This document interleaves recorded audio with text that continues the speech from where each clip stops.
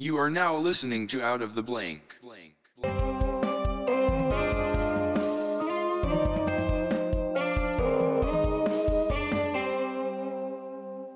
Got another episode of Out of the Blank podcast with someone I've been, literally this is a last minute setup. I was like, hey man, would you want to do this podcast? And you're like, yeah, for sure when I get off work. And he swung down here. I'm with Tyler Patterson. What's up, man?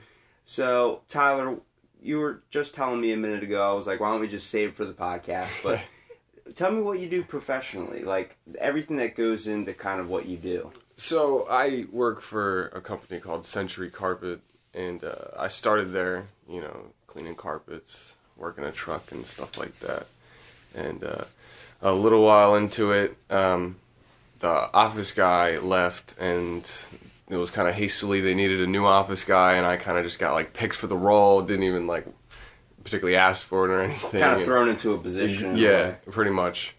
And so I got put in the office, and then there I was, making phone calls and. Are you like a service person, like service desk, like customer help type deal?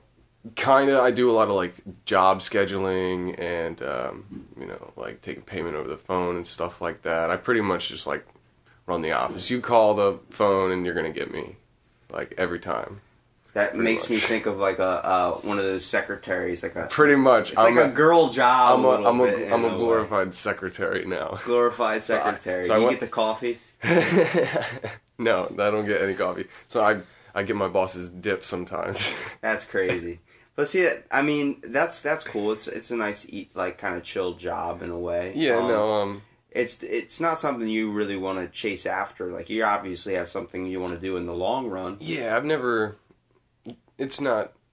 not a huge fan of it, but it just pays the bills. It definitely does. I liked when I worked for him. I liked working out on the truck more, cleaning carpets and stuff. It was really nice going into different units and stuff. It was a change of space every single day. Every place is different. I'm not going to visit the same spot right after I cleaned it. That seems like a lot of fascination with people. When they have a job, they don't like doing the same thing every single day. There's some people that aren't content with that. I mean, there's some people that are. Obviously, they get into an autopilot mode, kind of like how I have. I mean, I like my job. I like some of the people there, but it's it gets a little old sometimes. There's I want to kind of do something else. After a year or two, it gets a little bit tedious. It's kind of you want to mix it up a little bit, add a little bit spice in your life, kind of. It's cool because when you're dealing with a trade job or you're dealing with some type of business type job, it's it changes a lot too. HVAC, no call is exactly the same. Yeah, you're going to have a lot of them that are similar in ways, but you're always going to either a different location. Sometimes you're going to the same exact place, but it's just a different apartment or something inside the building that you're in. And, every day is kind of different. And with people that feel like they're stuck in a rut in a way, which a lot of us kind of do at times, every day's different. I mean, you're going out and experiencing a different day than it was yesterday or the day before that, even though it might seem like the same day. I mean, just adding something to your own life can make your job not seem as bad in the morning. No, yeah. I believe we all don't really look at it that much. And, recently with weather fluctuations and stuff, being super cold and super hot, we live in this town where, the popularity is in the summertime. So, everything's busy, but it's fun. There's stuff to always constantly be doing. And when you work at a business, a carpet place, that's probably your prime time. Work, basically. Everything you're getting calls probably every single day. Now it's kind of you get one every now and again. It's kind of slow. Yeah, that's more for the carpet cleanings. Another thing that we do there is deflooding and structural drying and stuff like that. So now, you were saying, it's getting hot and cold and hot and cold. Pipes are freezing and then it's getting warm and then pipes are bursting. And then, when their pipes burst and then there's water gushing out of their place, they call us. To clean their carpets, basically. Well, not just clean their carpets. Well, pretty much, because the machines that we use to clean the carpets, we just send them over there and we just suck up all the water with it. And we extract the water and then we, we'll pull up carpet and stuff. What's the most common call that you guys have to deal with on a daily basis? Carpet cleans more of them floods, for sure. Just because people have smokers, those types. That You want know, their yeah, carpet things like that. clean. You know, they're big, getting a new house or something. Yeah, big rental accounts. Oh yeah, you know, constantly people call are be us. like, yeah, this is a smoker that lived You here. know, We need yeah, to clean somebody up needs carpet. to. Now, do you ever get that connection with Breaking Bad where he starts dumping gasoline in the dude's house and Walter's house, and then he has to get those carpet cleaner guys to go over his carpet 30 times. They're telling him you're never going to get gas out of the carpet. Is there a certain thing that you guys cannot get out of a carpet? Like if I go and, you know, my neighbor, Well, he's a little bit of an annoying guy. Let's say I take him in the house and he disappears after that. the first Is there a way to get the first thing that you made me think of was blood. blood, All right? Well, blood, you can get it out. Like, if it's, like, a really, like, soon with, like, ammonia and cold water. But, like, as soon as you put hot water on it, it's set in there. It's not going to come out. Yeah, cut that carpet. Yeah, it once hot No water... Tide stick will do. Yeah, it's not... Tide stick, it'll leave, like, a bleach spot or something. But, you know, like, as soon as you get hot water on that blood, it's never coming out. It's set in there and, you know... Now, so, if you know about... Like, so you know how to clean up messes, like if you spill something on the carpet. Because, I mean, my idiot self will be drinking a coffee upstairs, and I'll be like, I think I'm going to lie in bed and drink this coffee, like with, you know, my little Yeti tumbler or something. Yeah. Next thing I know, it spills all over me. I got carpet all over the floor. First thing I do is grab a freaking towel, wet it a little bit with some cold water, and start dapping it, and it usually gets right up, though. But, I mean, does your brain process, like, spills a little bit different if you see a spill on the carpet, or you just not have to... I mean, like, I guess I'd think about it more than most people would about a stain on the carpet. Like, I look at it and I can just, like, kind of tell by the color about, like, whether that's, you know, probably, like, a food or whether it's, like, a water You'd probably be a wine girl's best friend if she ever spills wine on the carpet, you know, like... What you need? Give me 2 things of soap stat. You know, like, wine and shit like that. That's annoying. You probably have to deal with that too. It takes a while, yeah. I feel like cigarettes would be the worst though, because that goes into the walls, man. That's not something that's easily taken care of. Yeah, I mean, you have businesses that probably have to deal with that too. I don't know a whole lot of businesses that allow smoking anymore, but no, but you know, people still do it. You know, they tell them not to, they'll still do it. You know. I think everyone's like, I mean, in a way, like I talk about a lot, we become like kind of sensitive to some things. Like, I understand not smoking on an airplane. It's an enclosed area. Some people have problems with it. But then why don't they take the ashtrays out? Because like, why do they leave them on the airplanes? If you're not going to smoke, gets me. Why don't they just have them there? You shove your candy wrappers, your peanut wrappers in there. But I'm just like, there's an ashtray. That's the purpose of an ashtray. Okay, why can you not bring more than 12 fluid ounces onto an airplane? That doesn't make any sense. But you can bring the small little vodka bottles. You can bring like as many of those as you want, 30, 40 of those things, but you can't bring a small little water. You know why? Because when you pass through the gates, there's $3 waters there. How is a mother of 5 gonna $5 feed their waters, kids? You mean? Yeah. How is a mother of 5 gonna feed or be able to get her kids a water with $5 per water? She has to buy 5 of those waters. That's freaking $25 right there. You're just gonna have to starve or go thirsty until you get where you're going. Exactly. Everything's so expensive and like price raised up, and it's weird that they have like certain justifications in TSA. I know a couple people that want to chase down that security field. I don't know if it's because they had a security passion as a kid or something, but you know, like, what's your passion? What are you looking to pursue in the long run? You can't tell me cleaning carpets is going to be your life journey. No, I don't want to clean. You're going to clean every carpet in America. Every carpet in America. We're going to start a TV show. That is the goal. And then we're going to do a foreign tour where you go to China and clean out their 9,000-year-old carpets that are sacred with their grandparents' ancestral dust on there. They wouldn't even let me touch those. Probably not. You probably would not be allowed in the temple. Wouldn't be allowed in the country, probably. But, no, I mean, I don't know, I've been thinking about that a lot lately. You know, last spring, around this time, I was going to Warwick for a computer science degree. And I was going to keep up with it this fall and into the spring, but the FAFSA stuff and the financial aid that I had set up, it didn't work, and I couldn't afford it on my own, and I didn't want to take out a student loan at the time. That's not the smart thing to do either, because they get you with those student loans. You'll be paying that for days, and I mean, not days. You're paying that for years. Like, you'll be in your 30s still paying that. And that's one thing they will collect. If you try and screw over your student loans, if you try and be like, I'm not paying this. Nope. No, they get you. Nope. Uncle Sam comes at you with a banging on your door hard. And it's scary because, I mean, I've seen friends with student loans, family members with student loans like that. Plus, who wants to go into debt? It's the one thing I've never understood about people that rent furniture. Save up the money and buy Renting furniture, that's funny. I don't like that. I know so many people. Maybe if you have no furniture at all. But I went to Rent-A-Center and got this on layaway for $125. I'm like, how many times are you gonna have to pay that? Well, it's like $100 every week. I'm like, that's freaking terrible. How much was the couch? $600. How long do you have to pay that? Like 3 months. You're paying more in the long run. Like, you're not actually paying off the full amount. Like, I'd rather just buy it to own it, knowing that every time I sit my ass on it, there's not a payment I still have to make. Exactly. You know just save your money until you can afford the whole thing. Exactly. And some people just aren't patient. Like, I needed it now. Like, it's like crap. And then there'll be people that'll go insane enough to take money out of the bank just to, buy furniture. I understand, like you were saying, you don't have anything. But, you go to Walmart, get a couple lawn chairs. I'm sitting in a lawn chair right now. Go to a garage sale. Somebody somewhere is selling their old couch. During the summertime. Facebook Marketplace. Where do you think I got this Tommy Bahama chair from work? It literally was left there for like months. People leave either... You don't know how many charging blocks, phone chargers I have. Oh, yeah. From just being in a hotel, people just leaving it. Like, it's $2, I don't care.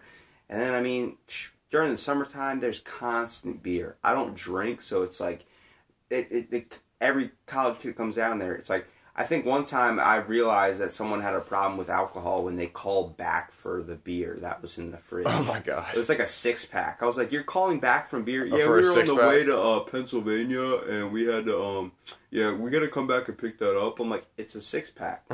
And I'm like, I don't want it, but still, it's like, that's how you know someone's got some problems. Really? Yeah, just a 6-pack. But like people buy a bunch of food and they end up leaving it in the fridge and like that happens cool. All the time. That's fun, but it's like, it's crazy to think just like how. What is that ringtone? Mario? That was my phone. Put that on silent, I dog. got you, Come man. on, I'm sorry. I'm sorry. You're fine. But if I get a phone you're call, addicted to that screen. Wouldn't know if I get a phone call though. I'm gonna have to take it because it's work. Okay, just let me know. No, it's good. Because you're a serviceman. Yeah. You gotta answer. Someone's gonna call about their carpet. You gotta answer that emergency call. I'm in the office now, man. I burned my carpet over there in the corner. Damn. The heater. I plugged it in. Next thing I know, I started burning the carpet. I was like, oh shit. It also shorted out. Every single time it shorts out, it powers off everything in my room, but nobody else in the house. Some of those heaters are dangerous, man. I like them, but they're nice and safe too. It's a good thing about technology. They have a safety feature. If it falls over, it turns off. I like that because you don't want to set something on fire. Mm-hmm. No, yeah. But sometimes, like mine cuts off when it gets to a certain temperature. Yeah, it gets to a certain temperature. Which is good, so I don't freaking bake myself while I'm sleeping. Right. In the bad way, obviously. Hint, hint. Yeah, right. Yeah. But, it's, so, the science aspect, what career would you want to chase down with that? Well, I mean, the computer science degree, it was, I don't know, specifically like programming or something else. I wasn't sure what my end degree was going to be anyway, because they had a couple of different choices.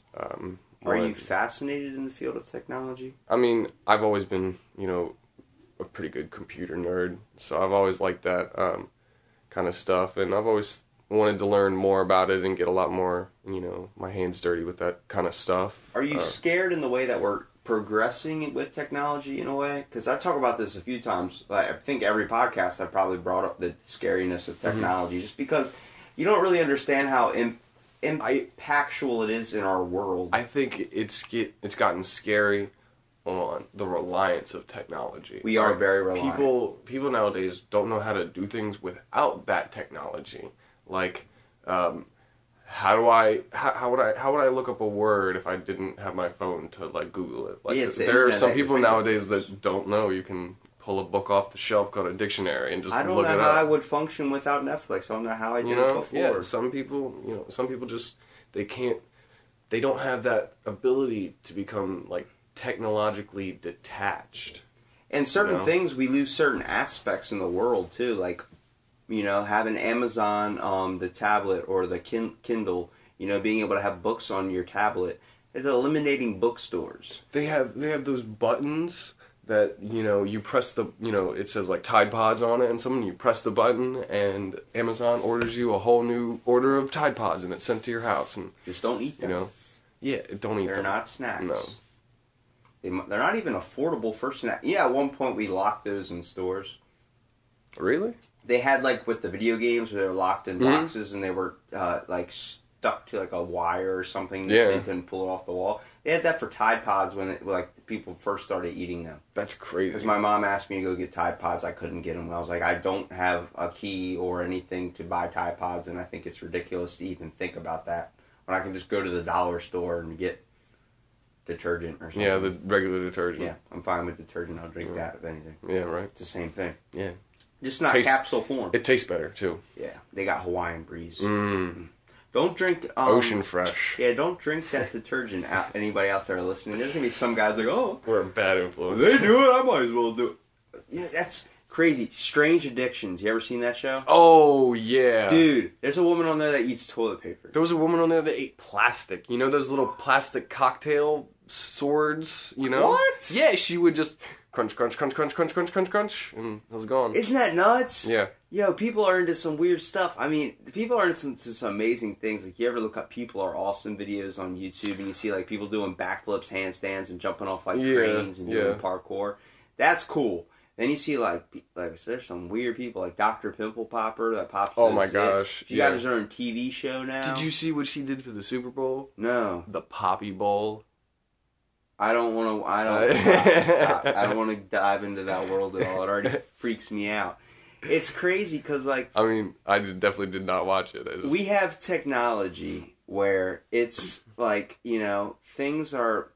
Like, we have the world basically at our fingertips. We have research, all these databases. Yes, I still like to enjoy and go to the library to get in the scenario or the mindset of schoolwork or something. You know, I do enjoy reading a book. Oh, I love reading a fucking... You can cuss it. Yeah, okay, my bad. I didn't even know. Like a hardcover paperback book, anything like that, man. The smell of, like, the old paper and everything. You know, when I was a kid, I would hang out at the library for hours. Like, you get made fun of? Like, you're like the kid that wears a wood shirt. Right.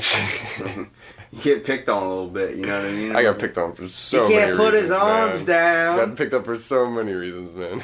It's crazy because it's just like, in so many ways it's really, really good. In so many ways it's super, super bad. Which really fascinates me when it comes down to people that are, like, obsessed with technology. Like games like Fortnite that I do not understand at all. And, like, I've never even bothered to play. Like, I remember I used to be so, like, capsulated by video games as a kid. Like, growing up through high school and elementary school, like, video games were my life. I never thought anywhere outside of what was that going on in that game. Getting every single achievement for Halo or something. Yeah. And I realized, in a way, it's a form of babysitting. It's a way of keeping a child's mind, activated. And I'm, like, thinking... recently now, what's something like that for adults besides our phones? And that's TV.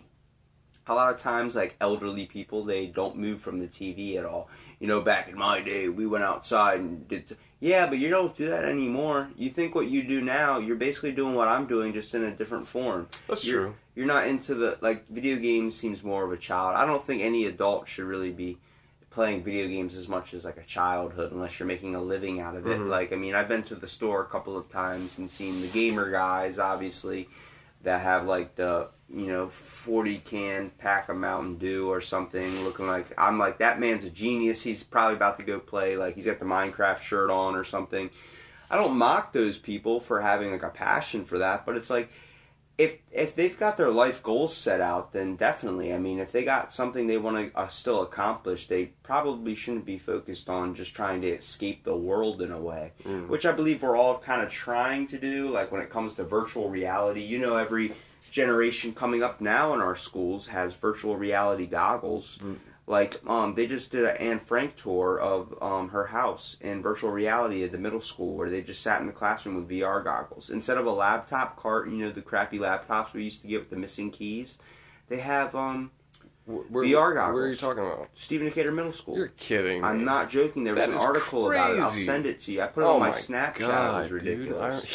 Dude, remember, like, the crappy hand-me-down books and the crappy laptops. The books were the best part, man. I've talked about this before. I'm pretty sure it was like the year after, like, we graduated or something. Like, it didn't, like, the kids get like tablets or something, or like iPads. They did. Or something Every generation ridiculous. coming up now has tablets, and the laptop cart doesn't have old laptops anymore on it. It has VR goggles. Oh my gosh, dude. Well, do you understand? Like, I mean, there's a beautiful, beautiful thing in that. Imagine, like, you can, you know, the safety aspect of it, obviously, not losing a kid on a field trip.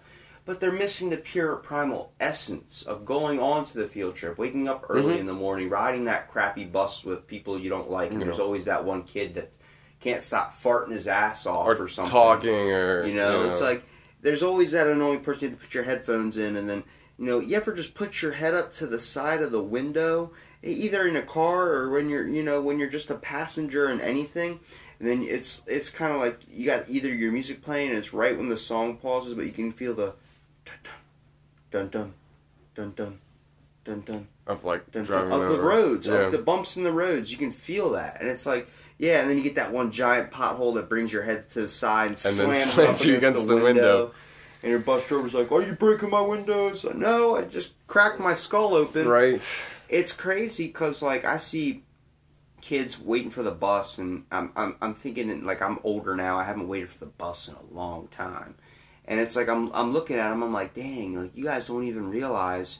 Yeah, it's crappy getting up this early and having to go early to get onto the bus, where you still gotta wait for everybody to get picked up and do that. But it's like, you're gonna miss that at a time. There's gonna when be a you point have to where, like, get up early and not wait for anybody and just go straight the worst to work. part was riding the bus in the morning, because you're getting anxiety, like, oh my god, I gotta get in the mindset for class, I gotta get ready to learn today. Or you're doing your homework. Yeah, you're doing your homework last minute, like 2 + 2 is 5, Yeah. typing that down. You know, yeah, I know what I Chicago's said. geometry. And it's like, you know, that kind of sucks. Or you're copying your friend's homework, which is always a lifesaver. Oh, you my know, that's where gosh. Skylar came in handy Sure. for me. Yeah, And it's like, my friend Randy helped me through fucking math class. it's like, you know, you're thinking about everything, but the best part was always that ride home. You know, you get on the bus and then you're waiting for your friends because you're all too groggy in the morning to really talk. But on the way home, this is what we're gonna do. I remember being a kid, like, this is what hey, when I get to my house, I'm gonna play, put in my Xbox and we'll start playing and stuff.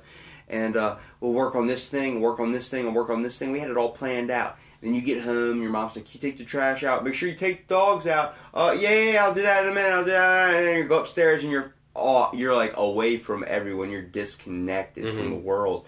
And that's what I believe everyone's trying to really do. But where it comes to fascination of technology, it's with a medical field. Have you experienced anything that's happening? Like, have you been to a hospital recently? Have you heard any of the recent articles that come out about the new technology that they're using, VR systems and surgeries and stuff like that? Yes, I have seen That is amazing, because they can have multiple scenarios happen, kind of like the Captain Kirk Star Trek simulator thing, where, you know, it's an unbeatable machine, but he finds the one way to beat it, and it's always different possible outcomes every single time, so every single one's not the same. You're not experiencing the same battle over and over again. It's the same thing with surgery that they do. They have they can put the problem on repeat, where this certain thing will always happen, or they can do randomized, and it's constantly like, if I cut this artery, then something randomly breaks over here, and it's always different. It's never the same exact procedure, and that brings beautiful training experience to these doctors that think that they are perfect in 100% of the way. Oh yeah, Makes you think of Doctor Strange, where his mind working at like a uncompatible level, but he's constantly learning. It's much like when you're dealing with a trade job or psychology or something. Like, you know, there's constantly new information being put out. There's constantly new technology that's helping progress your job forward in a way. no, yeah, that's true. And it depends on where we take it as a society, whether we're going to take it in a good way or take it in a bad technology way. can be a great benefit like that, or it can be a huge detriment. Yeah, you know, exactly. it all depends on how it is used and applied. Like, it can take businesses out, or it can build bigger You know, businesses. yeah, true. Or, I don't believe we should be staring at screens 24/7. I don't no, believe that's healthy it's, at all. It's unhealthy on so many levels. I also don't think we should be reliant on anybody, anything but ourselves in a way. Because really, you know, you can set up plans with somebody. You can say, you know, this is going to happen, have it planned out for months and months and months. But if it's not you, it might fall through still, even last minute. Yeah. And yes, there are excuses for it. But at the same time, it's like, never really count. You know, always have a backup plan in a way. Mm-hmm. Which is, I believe everyone should really have a backup plan in life on what you want to do. But I believe that your primary thing and everything you should do forward in your life should be chasing after the aspect of what you really want to do. Yeah. Now, is there anything that you've thought about doing recently that you wanted to chase your kind of life into? And don't forget, you can ask me stuff if you want to ask me things. Oh, yeah. It's cool.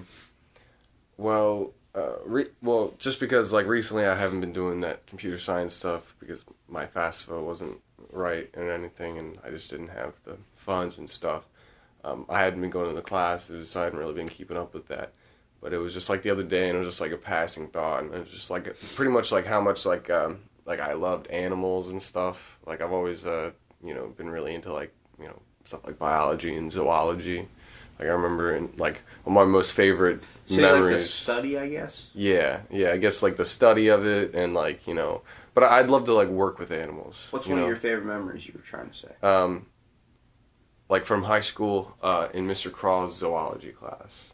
That was, like, one of the only classes that I could say that I, for sure, loved in high school. Like, it was pretty much the greatest thing to me. Like, and the way that he, like, set it down and, you know, laid it all out for you to, like, kind of see all the information and, you know. Opened your eyes up in a way to something that might Open my eyes. be complicated if another teacher explained it. Yeah, and it was just, I thought it was great, and, you know, it really kind of, like, lit a form of a passion for that in me, for sure.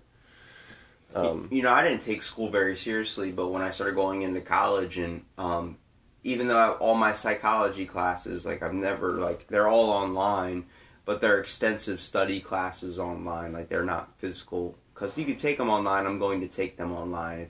That's just got to happen. Yeah. So I can take as much classes as I possibly can. But, like, when it comes down to, I didn't have a passion for it, I thought, in a way. I didn't really want to talk to people. I didn't want to do this. And then next thing I know, I start podcasting, and I get, all this comes from, you know, just this aspect of learning about the people's minds in a way, how it works, and we still barely understand it. Much like, like I was saying, there's new information constantly being putting out. We're constantly producing things at an ever so expanding rate, and it's like, you think 10 years from now, like, what's the next thing that's going to come out that we really need anymore? Are we going to need that next iPhone 20? We're already at 10. Yeah. It's like, you don't even think about it, but then the next thing you know, 10 years from now, we'll be like, how did we live without this? How did the world work without this invention? What did we do without lighters? How did we light things? Yeah. How did we cook without stoves?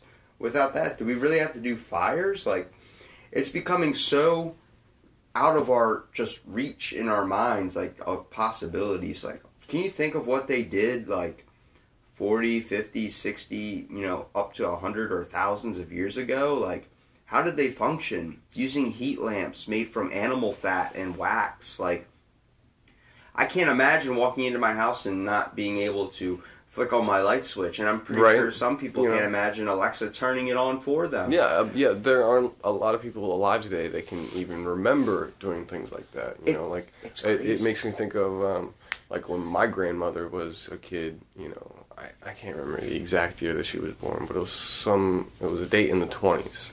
All right, right about then. But basically, when she was around, they didn't have any plumbing, any form of, like, heat or cooling in their home. You know, it was pretty bare minimum kind of stuff. Bare bones type house. Exactly, and, you know, like, her dad worked so many hours being, like, a crabber, you know, going out and catching the crabs over in, like, Cambridge and stuff. And he did that for a living, and then he would bring, you know, the food home for his kids and everything, and that's what people did, you know. when they went out to work, you know, usually if they had a job where they were like a farmer or a fisherman or stuff, they would usually catch their dinner or grow it or make it, and then that's what they relied on. You know, they didn't rely on like, oh, I'm gonna, you know, kind of like more nowadays where it's like, oh, I catch the fish, I sell the fish, I take the money, I go to the grocery store. Where it's kind of like back then, I go out, I catch the fish, you know, sure, I can sell some fish, but that fish is my dinner. I can't get rid of all of it because I need that to eat. I need that to survive. You gotta survive all of that, yeah. Yeah, because there isn't a grocery store I can go to. The nearest store like that is maybe 20, 30 miles down the road. You know, what's crazy is there's actually a tribe, like still today, out in, I think it's Taiwan or somewhere south, like that area, like farther that way, either South Africa or something like that. Kind of more distant from us, obviously, technology-wise, but, you know, they hunt and then they eat it all at once. They don't ration it out at all. They buy, like, if they kill an elephant, everyone's eating the elephant, and they eat as much as they can of it, and they eat as many as, you know, as much as they want of it. And then when it's gone, they're like, well, next time we get food. So they might not eat for weeks after that. They just all eat it at once. They don't ever ration it out. It's like, you know, what we had to do back in the day when someone hunted and killed something, you had to plan it out for a certain amount of time. You know, that was the main form of salt, you know, back in the day, was Egyptians and all them would use salt to preserve their food. Yeah. I don't know if you knew that. No, yeah, but, they did. You know, like, that's where it started. It's also why their hygiene was terrible. Like, their mouths, teeth, all that were just because it takes shit. So much fucking sodium. Well, to, that and also cure meat like bread. That. Like, their bread was grounded up by stone, so they were eating sand, and then that sand would eventually grind down their teeth in a way. And it's like, we all have experienced eating a peanut butter and jelly sandwich on the beach when we're kids, and then next thing you know, like, oh, it tastes like sand, and you can feel the crunch. You know, you're like sitting there nibbling, and you're like, I'm not gonna spit it out. I'm just gonna finish this. Like, peanut butter's too good. That Jif is good. Yeah, or Skippy. But it's like, you know, it's crazy to think that's at one point that's where we were. You know, salt was like one of the most. We put that on everything. Like, people just use it, don't even understand the full aspect of it. Oh, no, yeah, salt does amazing things. If anybody... And it can be a serious detriment, you know. It's like kind of like a fine line. I believe that's with everything. Like, when you think of a person and you think of anything that's been created in life, anything that's a physical, anything that you can see, you know, use, do whatever, anything, it has two faces. Has the opera face, the good, the theater face, the good and the bad. Yeah. People are like that too. But, like, with salt, like, badness to it, you got to think of, it raises your cholesterol levels, high sodium. You know, anything, too much sodium's obviously bad, but anything's too bad, you know? You have too much of anything. Think about it like this. If you drank too much water and your brain would swell. Didn't have enough sodium in your body, you're like... You get hypertension. Yeah, pretty much, exactly. And that's what happened to me this one time. It was kind of like an electrolyte imbalance. I had way too much water in my system. I was drinking so much water, and I wasn't eating enough salty foods and eating enough stuff with sodium in it. I experience that when I work out. Sometimes I'll be drinking, like, I fill up like a Powerade bottle. We have a water jug. I fill up a bottle. I'll go through like 6 of it one time. Like, why am I so thirsty? And I realize I'm sweating so much. And it's like, you know, it's very common in the gym. I notice it a lot with beginners. It doesn't happen to me now because I don't sweat a whole lot anymore. It's not that I don't work out hard, but it's like I don't have a lot of body fat to sweat. And it's like, besides getting bloated from all the water, like, your body goes into a form of shutdown mode. It tries to warn you when you've had too much water. If you consume too many liquids in a short amount of time, your brain, all your cells begin to swell. It's what's known as water weight. But at the same time, you'll start feeling really tired. You'll start feeling like you need to take a nap. Usually your body will kind of shut itself down in a way for you to be able to stop. Because you're not subconsciously thinking in your mind. You're not consciously thinking of what you're doing to yourself. You're just going to keep on, you know, if you're thirsty, you're going to keep on drinking. So same thing with people that get addicted to soda or some type of alcohol, and they keep on drinking and drinking, and next thing you know, they black out. It's their body telling them, hey, stupid, you know, I don't want this anymore. You need to slow down or stop. Exactly. And alcohol is even worse for you because, you know, when you drink that, you know, it damages the inside of your throat. Yeah. You know, and if you drink enough of it, you know, it's going to start, you know, scarring the inside of your throat, and then the scars are going to open, and then they're going to bleed, and then, you know, I can't remember the term for that medical condition specifically, but it's basically drowning in your blood because you drank so much. A common thing when someone's passed out on the ground after drinking too much is you lay them on their side so they don't throw up on themselves and choke on their own vomit. Aspirate their Same thing with people that OD. If you can catch someone when they're about to OD or something, like they're passing out and shaking and having a seizure or something, if you roll them on their side and be able to make sure they don't choke in their own vomit, it's like, you know, not to swing over to like the addiction side of things, but it's like, you know, there's people. We got to take life in strides. We got to take things in strides. We can't over abuse things because it'll end up over abusing us in a way. Everything, and that's everything. You know, and even though water's a super healthy option, it's like at the same time you don't want to abuse anything like that. I think the only thing we can really abuse is air, and I bet you if you look something up on that, there's probably too much oxygen. I'm pretty sure that's exactly. That's. What is it? Hyperoxia? Dude, I don't know. You're out of my realm right now. Too much oxygen. I always think of SpongeBob doing the, you know, like that, the air breathing filter thing. But it's like, water. Yeah, water. It needs water. You gotta live in that. It's like, you know, that type of stuff's like ridiculous and crazy to think about. I mean, if your fascination is technology, but you have a passion for animals, you might want to find a way to incorporate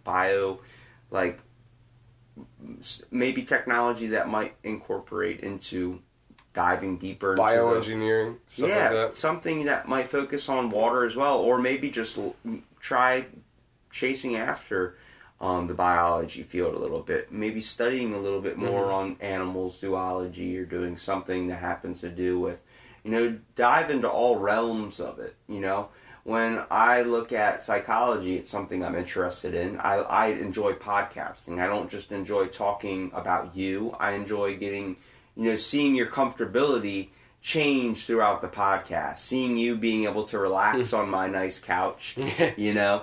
It's cool like that. I love that feeling because I want you to be open with me. I don't want you to hide any secrets. I want you to tell me stories, like good stuff in your life that's been amazing for you. I want you to tell me bad things. I want to be that everyone's has had a stuffed animal as a child. I'm not saying I want to lay in bed with you, but it's like at the same time I want you to, you know, be able to be open and honest like you could only really do if you had an imaginary friend, or stuff people are too scared to hide to another person. Like if you're talking to your friend, if they're not your super super close friend, you know, they're not your best brother or your best friend, and obviously I'm not your, you know, best friend, but it's like I don't see why we can't be. I don't see why. I'm at the same level with everybody. I treat everybody how I want to be treated, how I want to be talked to. I want people to be open. There's no need to hide yourself in public.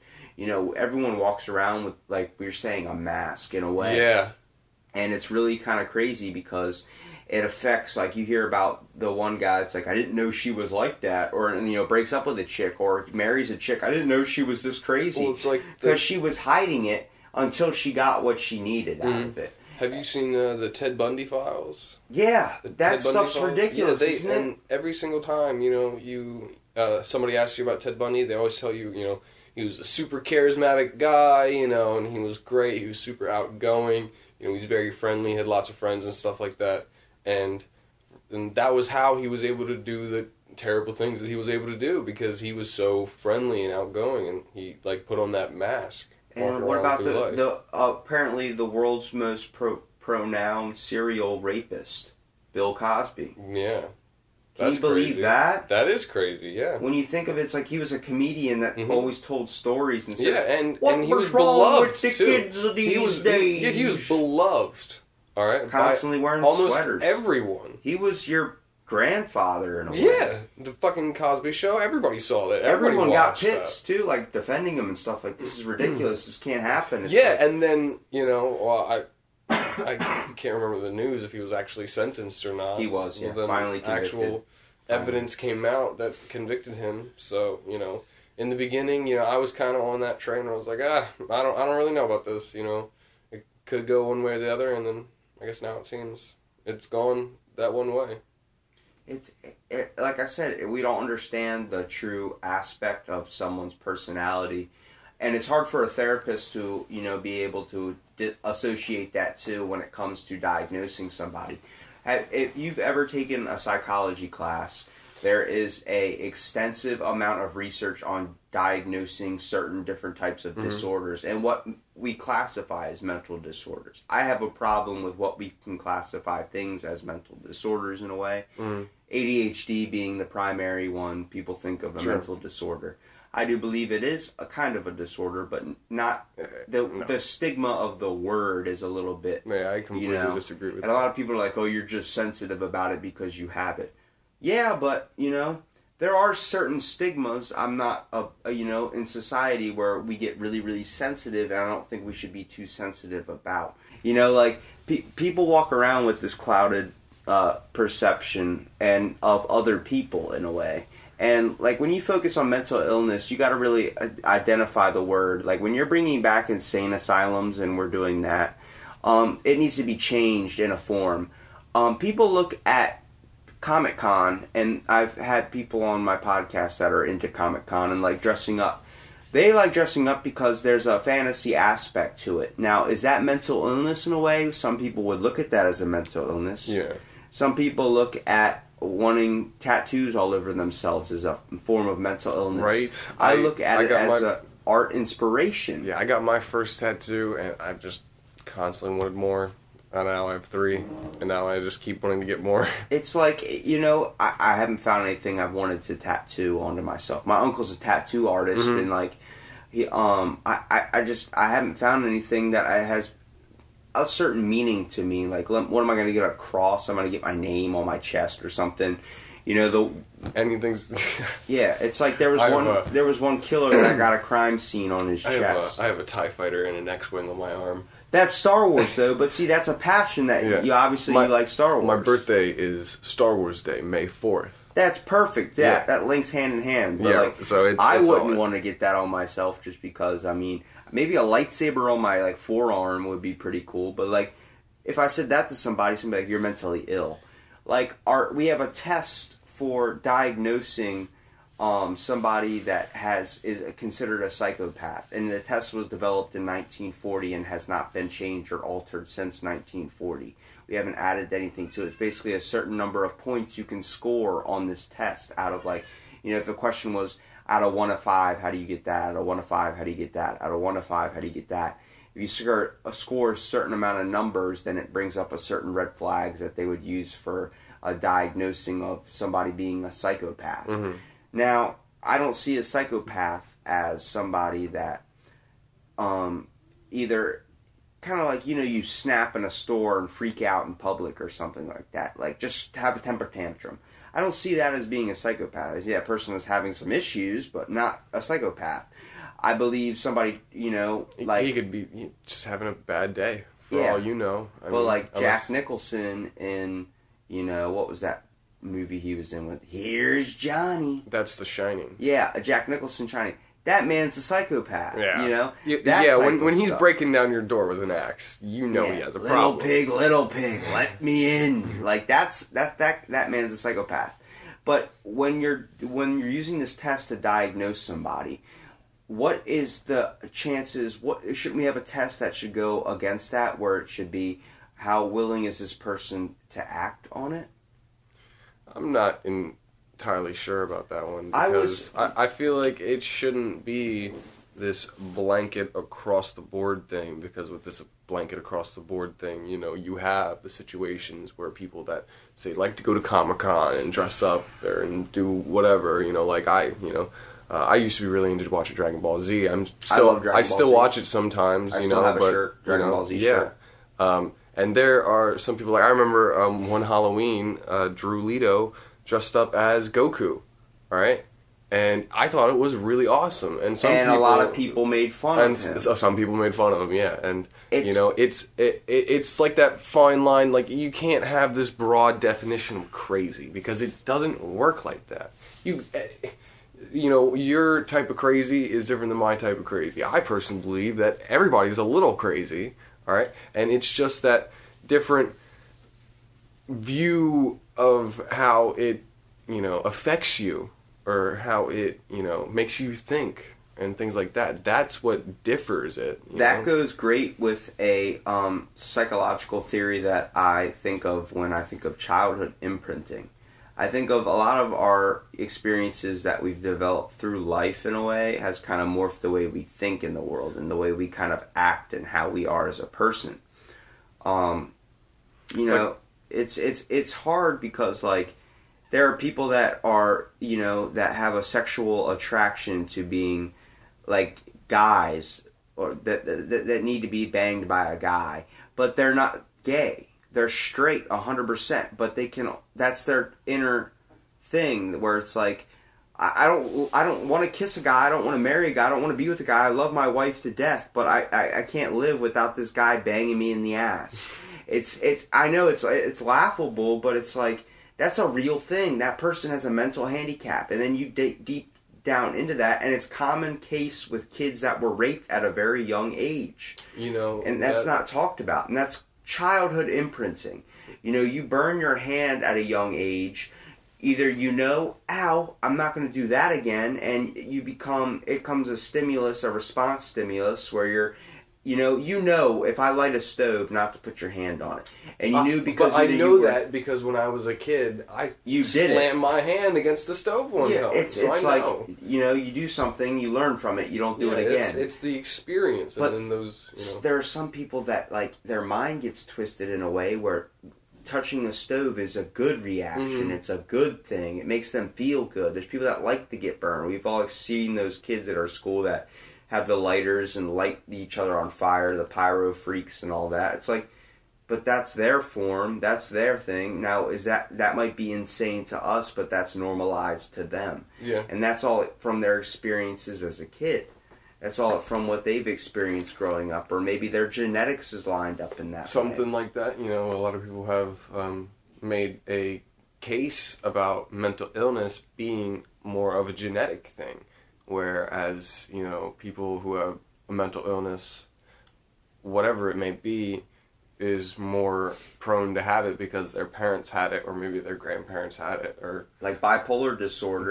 Disorder, in my mind, is, ADHD, I think of a mental illness. Yes, if your parents have it, there's a genetic factor. It's called the biological theory, where you're prone to have it too. Mm-hmm. And then you focus down into, like, when we look at jails and prisons and all these people that are in there, and a lot of them seem like, that guy's a pretty normal dude, and, like we said, we don't know their true intentions and stuff, but a common form of torture we use today, solitary confinement. In ways, there are people that need to be solitary confined, there's people that need to be separated from a separate thing of population, but that is a form of torture. It is a form of cruelty. You do not know how long time passes in there. True. You don't know, leaving somebody, and then, like, let's say the warden's a dick and decides to throw you in there for 2 months. Yeah, 2 months, 3 months. And just not give a half shit. A year.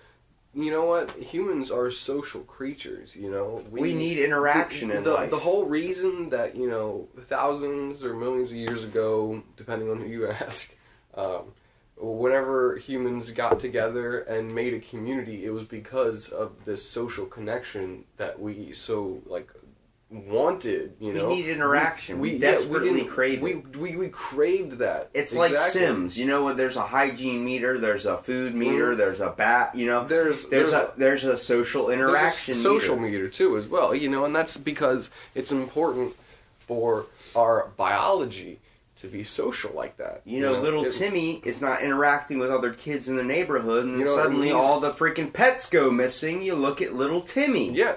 Yeah, it's because if you limit somebody's interaction like that, where, say, it's like a kid where they only interact with their parents, and it's like, a lot of I'm not gonna, go against homeschooling here or anything, but just trying to throw it out as an example. Like, if your kid is homeschooled and they don't have any interaction with any other kids their age. You have to incorporate ways for them to you have to find a way for them, like, take them over to your friends who have kids just about their age so that they can hang out, because they need that interaction just like we do. My cousin is a diabetic, and my aunt did not want to put him into schooling because she was afraid that he would either get made fun of or they wouldn't be able to have. This was back in the day, so it was like where they wouldn't have he needed the proper care at home. She knew she can give him the medication than a nurse that could forget, because it's not her own child. Yeah. It's not the nurse's fault, but at the same time, it's very hard for something like that to constantly be set on times. If they get low, they get a shot immediately. It's hard to focus on that.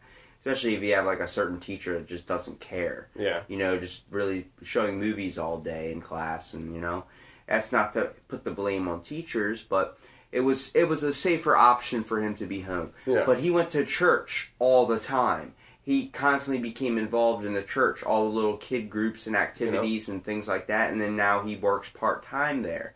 Like, it was his interaction, like me being around at the gym. I'm in a constant vibe of different people every day. Even though I don't talk to them as much, I'm still in that interaction.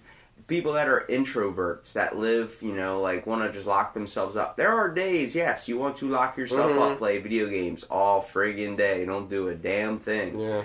But there are days where you need that social interaction, whether it's putting on the headset and talking to somebody over Xbox or internet or from around the world, where technology is so beneficial. That's what I did most of my time through high school.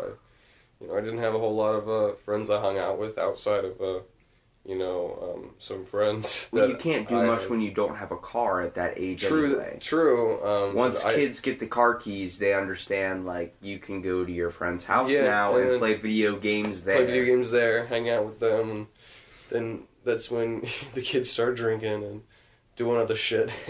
Yeah, I do think, like, it's a lot, like, I mean, I understand we're in our 20s, and that's where, it seems like the adult thing to do, like drinking and all that. But it's like, I'm 21, I don't drink at all. But it's like, it's just not my horse. And that's because I had a problem with alcohol at a young age. It affected my childhood and stuff in a way. It was, me personally, stage. I didn't experience, I experienced a different form of like that kind of like alcohol. But it was... A lot of people have the same effect with marijuana, where they don't... Like, I don't smoke marijuana, only because, like, I've gotten to the point where I've gotten so baked out of my mind I had to focus on not dying.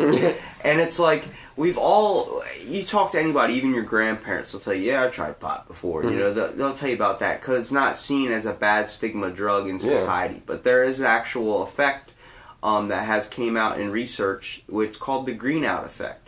You get too high, your body can't handle it. But it's much like drinking water or something like that. If you overconsume something, there's going to be certain problems that arise. And a lot of it happens to do with extreme paranoia, extreme tiredness.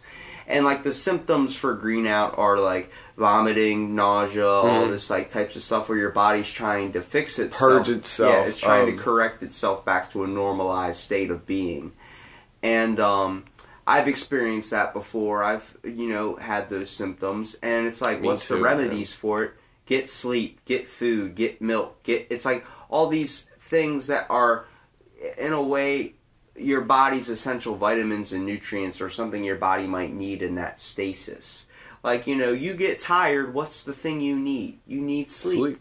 What's something if you're thirsty? You need a drink. What's something if you're hungry? You need food. These types of things get brought up, and they're meant, your body will crave it. Whether you want to do it or not, your body's going to eventually crave it. You can, sublime it, what's that word? You can, You can gloss over it in a way. But subconsciously your brain is always going to be pushing you that direction.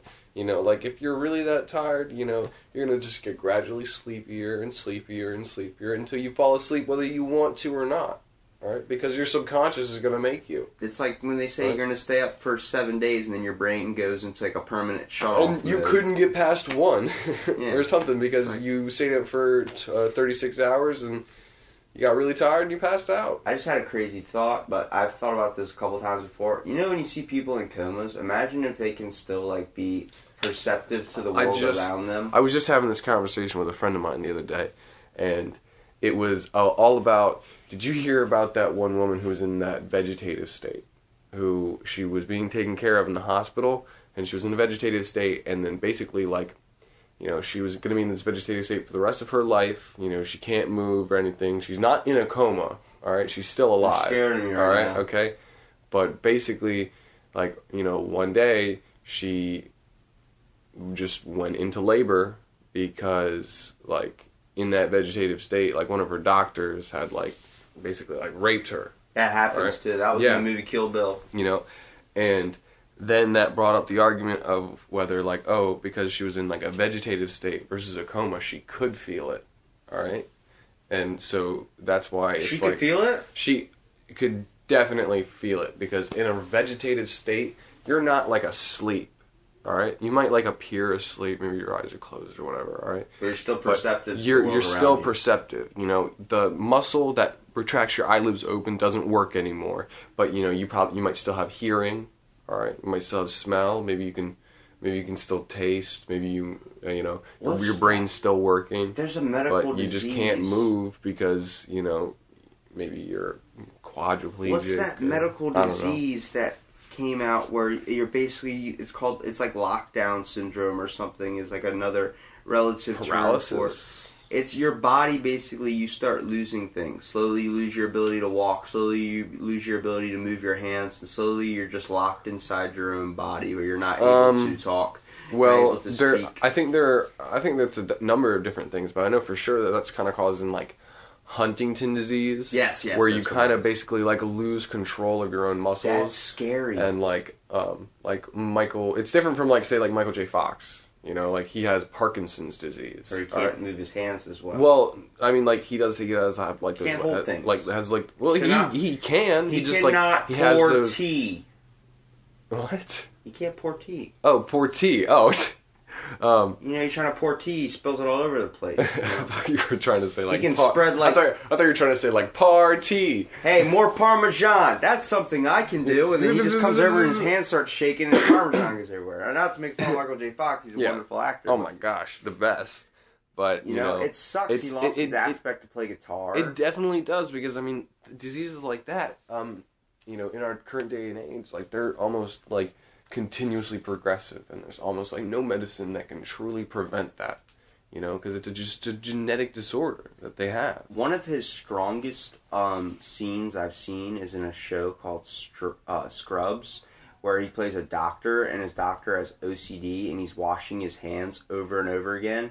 And like he's at his relative age, like not like he had already been diagnosed with Parkinson's, but it's like he's washing his hands, and I can just see his hands shaking. I was like, they just used that and formed it to the scene. Like they used his Parkinson's in a way where, you know, he's just sitting there washing his hands. Yeah, and it worked, and he totally didn't even. And I mean, realize it. you know, there are some times where he can like have control over it, but like not all the time. You know, it's insane to think about. Like you think of Stephen Hawking. Apparently, like that man was like a sexual freak. Like he had like constant things with his nurses. Like they constantly wanted him to do stuff, and like. It was a man that was so smart. We thought of him as one of the smartest minds in our generation, or not in our generation, in our world, basically. Like, so many theories that came out, basically, like, and he couldn't move.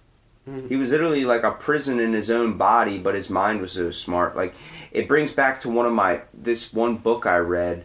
I swear to God, it's one of, like, the one things that's really captured my attention.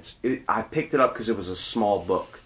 It's called, I think it's Mind Control or State of Mind, but it's off this author.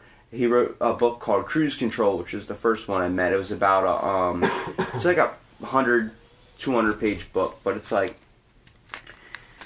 it was like the Cruise Control was about a kid that was in high school whose brother was mentally challenged in a wheelchair.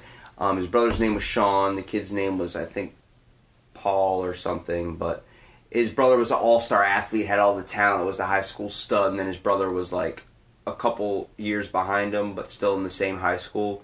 And his brother was like, completely couldn't move his body right, would always make noises, drool on himself, constantly scream, mentally retarded in a way.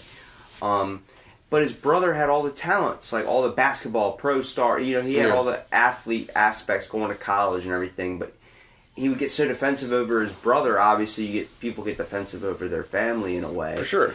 But, I remember kids, they were talking about a certain scene in the book, or I was reading, some kids were picking on his brother and lit a lighter under his chin. And he's sitting there in the wheelchair, screaming, kind of making noises and drooling, trying to move away. And he's sitting there watching it happen. And he's like, do it. Just do it. Just do it. Like, just kill him. Like, just end him. And he's thinking about that about his own brother. And then he immediately, snaps and goes, that's my brother. And then he talk in the book, you read farther, he beats up these guys. That's but crazy. This guy captured this aspect of it. Like, the dude had a dad that split. And the kid was always mad at his dad because he split because his brother was mentally challenged and left his mom to take care of both of them, and he had to grow up and do all this stuff. But he's getting his life together. But the kid's constantly fighting people because he hates everything. He hates who his brother is. He hates his brother at times, but he loves him to death and would do anything for him. Yeah. And he's like, you start reading about the dad, thinking the dad's a dick and all this stuff, and then it comes out later towards the ending, the dad couldn't handle the situation, and the mom told him he needed to go. He couldn't. His dad was constantly crying because of his son being in this form and state that he can't handle, and it's like how strong a person can handle situations where someone's it takes a different breed. Not either mentally ill, but mentally just unable to comprehend.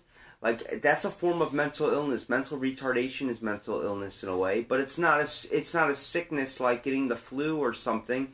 It's something that they were either stuck with at birth, that people can develop mental retardation. They can lose part of their brain in an IED explosion or something, and then not being able to function correctly, not be able to remember things. 10-Second Tom from, what's that movie? Blended, I think it was. I never heard of that one. With the one with Drew Barrymore and Adam Sandler, the remake. Not Blended, it's, God, it came out a long time ago. The only thing I'm thinking of is 50 First Dates. 50 First Dates, that's the one where she had the head problem. 10-Second Tom. Oh. Let me introduce you to Tom. Yeah. Hi, I'm Tom. Hey, Tom. Nice to meet you. He introduces himself to everybody. Hi, I'm Tom. That's the very end of the movie. I remember that now. Tom was in a tragic car accident. I was? Oh my God, am I alright? Don't worry, you'll forget about it in about 6 seconds. What do you mean? How am I going to forget about that? How am I going to live my life again? Hi, I'm Tom. That stuff. It sucks how sensitive our brains are. I mean, our bodies are sensitive in a way. The only reason that thing happened to them is because that was their brain's way of repairing itself. It couldn't bring the synapses together. It couldn't continue moving forward without doing that. If it didn't, then it would have had to terminate itself. Okay. That in a way is an ultimate form of survival. To wrap around back to what I was saying about the book, because I do not want to forget how I even got there in the first place. No, it's good. This conversation is awesome. We're going into so many things, but it's now do you get what the podcast is about? Mm-hmm. It doesn't have a set. It's why it's called Out of the Blank. I got you. But it's then the second book that came out called Mind Control is what it was called, and it was or it was called Autopilot. I don't know. It was a really good freaking title for the book. It was from the retarded brother's perspective. Oh wow, dude, the kid was so smart. It was a Stephen Hawking's, but couldn't express his ideas. He was like, I wish these people would just understand when I'm making this, this screaming noise, this, oh God, I'm starting, it's from his perspective, so he's like, oh God, I'm starting to drool again. I probably look like an idiot. And it's talking from his perspective. And he's he's seeing the true aspect of everybody that, is what I'm trying to chase after. I'm not saying I want to put myself in, I wish I was in his shoes or anything, but he talks about how people are being open and honest to him, thinking that he's not getting the information. Mm-hmm. Like the way they're like, his dad was expressing his emotions like, I love you, son, I just can't handle the way you are. I can't handle you screaming and crying every 5 minutes and drooling and constantly making noises and crapping your pants and having to wear a diaper in this wheelchair. You know, he's hearing his dad say that to him. And his dad just thinks, since he's not looking at me and he's drooling and he's not getting it, it's not reaching into his head. But in his mind, he's getting it. Yeah. And it goes back to the coma thing we were talking about. Like, some people are in a permanent coma like that, where their body's just on lockdown, they're having these thoughts. Who's to stop them from discovering so many things? When is technology going to be so beneficial, like how we could use Stephen Hawking's to talk through his laptop? When is it going to be able to go as far as digging someone's subconscious out of their mind and putting it into a functioning system or body that they can use to express their, just how they feel? Be able to tell their mom, I love them. Be able to tell their family, hey, I'm here. I've heard everything you've said. Like, that stuff just blows my brain. I think that one's definitely a difficult feat to do because of like one thing I always think of with this is like think of your emotions. All right, like you know your emotions are real, right? Like everybody knows that their emotions are real. Everybody gets angry. Everybody gets happy. Everybody gets sad. Everybody feels like an emotion of pure joy or whatever. It's all it is are these electrical impulses in our head, and there's nothing like quantifiable, scientific evidence that I can like show you to say like, here, emotions are real. I can't give you scientific evidence to tell you that. The only reason that But you have emotions? Yeah, I mean, we all know we have emotions. We all do. Like, every human being understands that we have emotions, but we can't understand them enough to explain them because we don't actually know what they are. Our brain works in such a mysterious way that we can't, like, link our emotions to a specific electrical response. And it's just, they're not quantifiable like that. Or at least not to us in right our now. Minds, we don't understand the concept. Yeah, at least right now. We also don't understand the concept of space travel. Yeah, and that's true. And who's to stop us from one day understanding those? Well, actually, you know what's really cool? You brought up space travel. Huge space nerd, by the way. Why did we not? I should have got that from the Star Wars tattoo thing you said. I was in the rocks. You don't want to be an archaeologist? Is that why you got a TIE fighter on your arm? No. All right. It was this British scientist a long time ago. He made this prototype for this engine. It was like a EM drive engine, all right, electromagnetic drive, and the whole flux basis, capacitor. Flux capacitor and all the works and everything. The basic concept of it was that it uses these giant electromagnetic magnets to basically rotate around themselves, and as they're rotating, they're generating electricity, and as they're generating electricity, they're continuously powering themselves and continuously like increasing momentum. All right, and basically the magnets would move the engine, and the engine would go forward. All right, and essentially it was creating thrust without putting any fuel into it.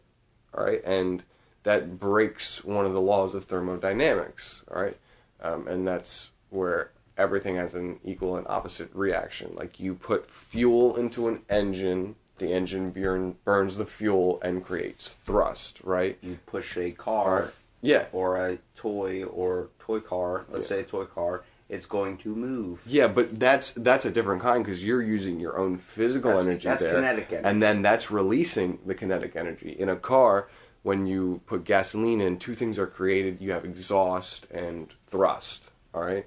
That's diesel power. It's gasoline burning. What pushes your car forward, it also releases that exhaust. But this EM drive thing that he came up with was that the magnets are going to move the engine, and there's not going to be any fuel required, so there's not going to be any exhaust, so therefore it's just thrust. I'm losing all concept of reality.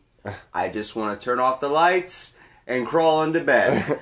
No, it's crazy because, when it comes to space, like, if someone's up in space too long, It's zero gravity. There's no gravity. Gravity sickness. Every planet has different, gravity pulls, gravity force. Like everything is, you can weigh more on one planet, weigh less on one planet. And I watched Interstellar. You ever seen Interstellar? That's a pretty. That will movie. blow your mind for like 3 weeks after you watch it. When you think of those people that went onto that one planet, and then next thing you know, 1 hour there was 7 years back here, and he was stuck there for 3 hours. The next thing you know, he's video chatting his daughter, and his daughter is like in her 30s and 40s. Like, oh my god, like she's older than me now. And it's to think like we understand black holes, and now they just understood, or there was a discovery about we don't understand black holes. We don't understand black holes. We theorize about black holes, but and we think that we know. Now we discovered something called a white hole. And I know that sounds like a porn or something, but no, it's a real thing now. It's the opposite of a black hole.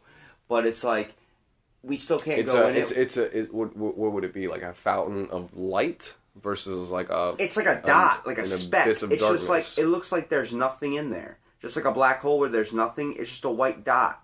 Like, imagine, like, these intergalactic anomalies. Yeah, when you see, like, cartoons, and then, like, next thing you know, it's just the cartoon character floating around in a white space. Like, this is the nothingness, this is the void. Sure, yeah. Nothing. It's like that. Looking into that, it's just all white. It's like, oh my god, there's nothing forever.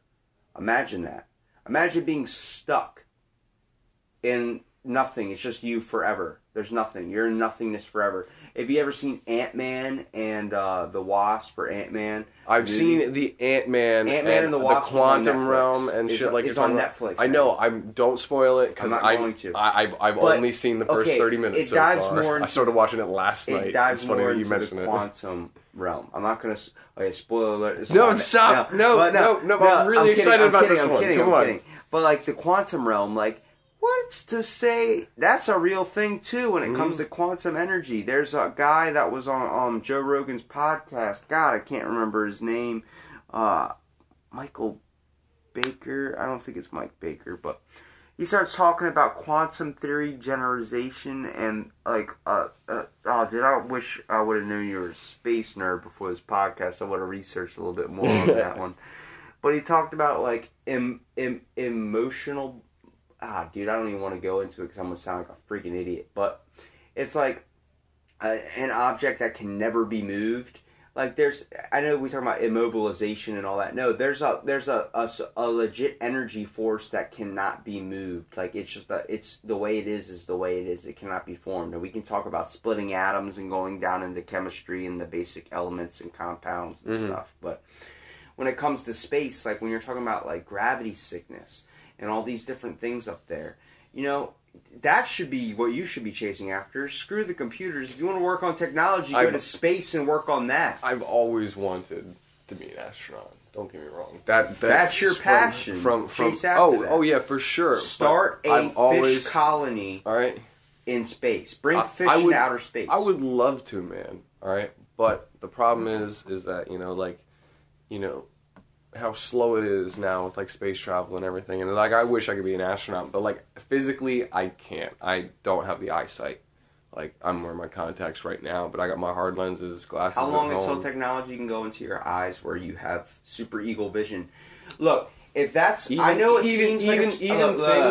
things like having laser surgery and being like your eyes given perfect eyesight still kind of disqualifies you because they want somebody that's had perfect eyesight their entire life.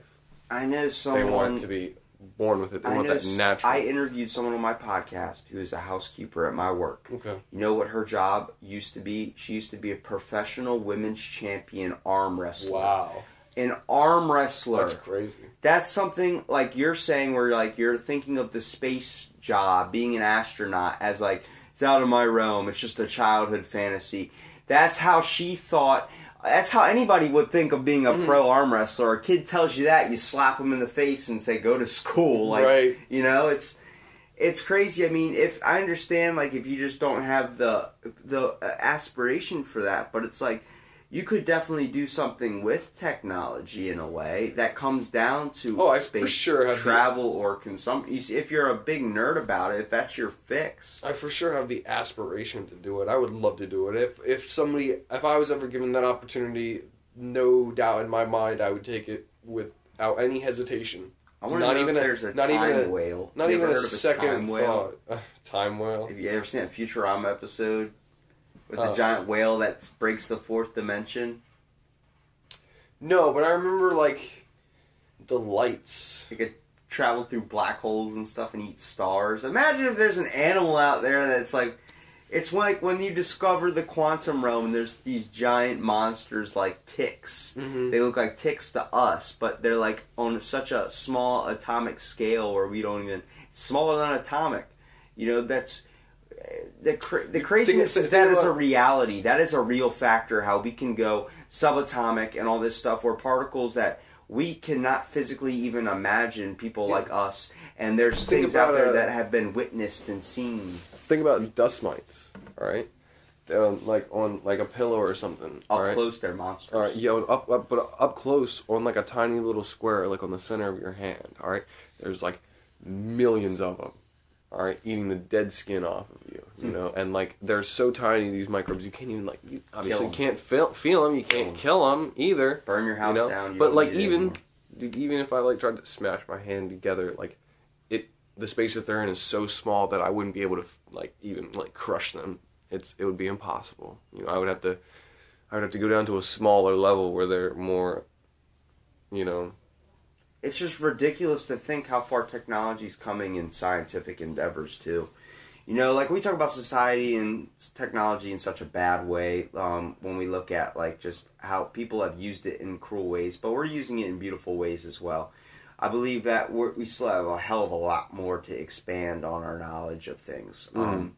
Still, we got to immerse ourselves more in being able to be more productive in society in a way rather than focusing on the detrimentalness of how we're acting with technology, being able to use it as crimes and violence and using it in just selfish needs where we're just trying to really create a enjoyment for ourselves. Why don't we use it to put benefit, get water somewhere that doesn't have water, be able to create water that can't sustain water, you know, but on its own.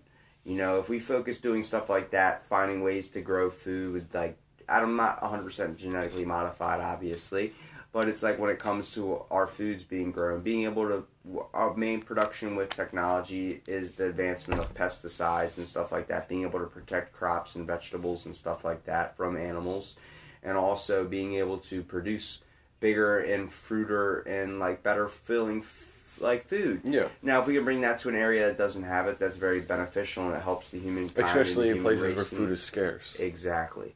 Like we're saying in Africa. But also, they made a tomato that never rottens, and the tomato doesn't have any taste. It's a tasteless tomato. That's a bad way of taking that. And it's also, we have roses now, roses that bloom and stay in bloom forever. Never go out of bloom. They just stay beautiful forever. But they don't smell. Why? Yeah, but it loses an aspect of it. You know what they do? They use these roses in hotels, like popular, like really, like Vegas type places, and they spray it with perfume that smells like roses. Now that's a dumb way of taking technology, but if someone gets a kick out of it, I mean, I understand the beautiful aspect of it. If someone's smell blind, you know, can't smell anything, but they can see. They see the roses. Yeah. You know, that's not going to bother them. But if we have those senses, why are we going to try and eliminate it and then falsify it? The reason why the world is so beautiful is there's these primal and origin things that were here and developed with us or before us that we don't even think about. Yeah, it's the beauty of nature in itself. You know, nature always does whatever it wants to, and this kind of like order that you're saying, where like genetically modified organisms and stuff like that, it was only ever put on to nature by us. All right, like we started giving nature this organization and this order to it, you know, this structure. Like, okay, this is how it works. When in all reality, it works however it wants, and it's going to do whatever it wants, and it's always going to do that. And we're the ones that want to kind of like corrupt it in that way to make it like, let's make, you know, these tomatoes that never rot and they'll never go bad and I can leave them on my front porch forever, but, you know, they taste like shit. They don't taste like a tomato. They It taste sucks, like dude. nothing. They taste like a watery, like squishy whatever, you know? But it's wrong to be doing that with every First of all, little Jell-O's thing. delicious, okay? But, just saying. It's Plato's wrong. delicious.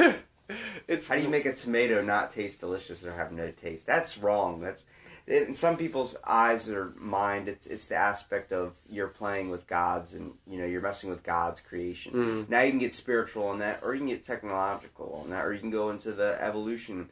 Who's to say there is an all-being out there? Who's to say? I don't mean to go down into the world of religion. I'm not a very religious person, but it's like, who's to say that God is a man sitting on a gold throne up in the clouds with a giant white beard?